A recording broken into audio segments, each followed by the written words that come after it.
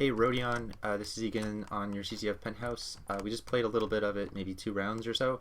It's actually kind of interesting. We just had an interesting gameplay experience where uh, the lasers were open because red team had captured mid, and so we were defending here, and we had a heavy and a medic, and I was a soldier, and we had a demo man who's also guarding here with some sticky traps here, and we were defending the entrance here, and we knew that our next target then was to go capture the point back so that we can close off the lasers, and then we can go attack them again.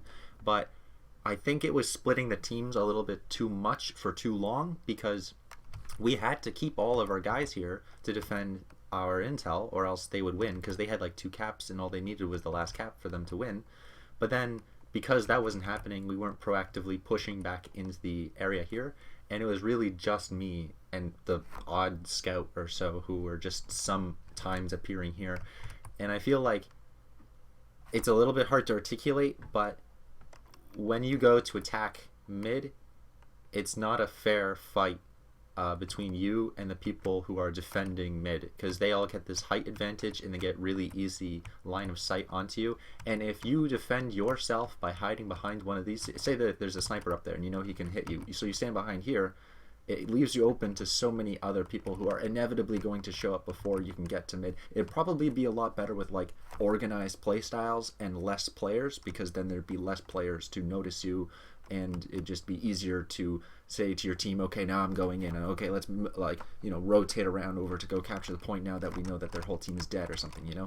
But because it's like a full team battle, it feels like when I go back to try to take the point back, I should be able to generally handle myself, or alternatively make it so that players can sometimes feel like, okay, now we've defended the point, now let's go and take the middle point again. So an idea maybe could be like you capture it, and instead of like lasers, a big door opens, like a big steel door, the ones from Manhattan or something. It's like, and then it slowly starts sinking or something really, really slow or something, and then you have a very visual indication of when the door is going to seal off the area, and then you can leave. Or maybe you can make it like a glass door or a metal grate door or something, something like this kind of.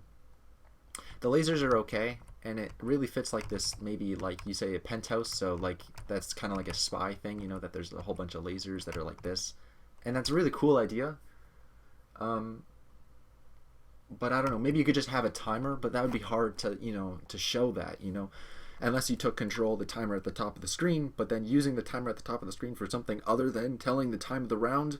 That's why Snowplow was labeled confusing for new players, was because they're using existing elements and using it for something else. So I like what you did with the HUD, just mentioning existing elements and new elements. I like what you did with HUD. I think that's a good solution, decent, generally.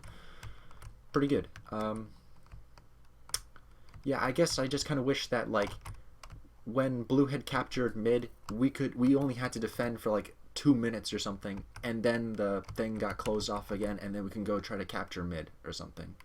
And then also, I don't know if you do this yet, but in regular King of the Hill, when a team captures mid, they get double the respawn time of the other team.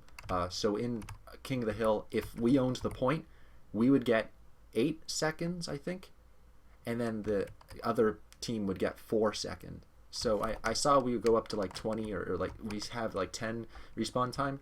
So maybe do like what I do in my pastime map is I do 6 and 12. So maybe try something like 5 and 10. So it's like 10 seconds if you own the point, 5 seconds if you don't own the point, and then otherwise just 5 seconds. So that way it could be kind of like King of the Hill, where if you own the point, then, because you might do this already, but I'm just saying, you should do it if you haven't done it already. That way, when you don't own the point and you're defending, then you kill enough of the enemy team that you go, okay, now the enemy team is dead, let's push up team, and then maybe it's just easier to do that. But it just seemed like it was really hard to go push out once you had lost mid, and like now, like blue team is experiencing, where red has 2 captures already, you can't not defend your point, especially if the other team, like red team, owns middle of the map.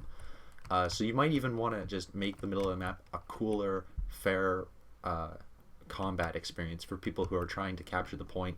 I don't know, it feels, maybe the teams are imbalanced or something. Like, what's going on here? I think there is a little bit of lack of like understanding of what my priority is, because like you want to go capture the point, but you also have to be proactive and walk all the way over to the other side of your base to go defend the thing, which some people are doing. But then once you're doing that, you're not capturing mid. And I know that's a choice, and that's kind of an interesting choice, but for the new player to the map, it's a little bit disorienting. Like, you don't really know what you're supposed to be doing, and you never really feel like you always kind of feel like there's a tense experience. And I think just having the other team respawn slower sometimes, like if they own the point, if you don't do that already, then do that. If you do that already, then it must be the combat or something, or maybe even the direction disorienting players. I don't know. You'll see what I mean. Maybe you have an idea in your head already. Yeah, that's it, I guess. Yeah.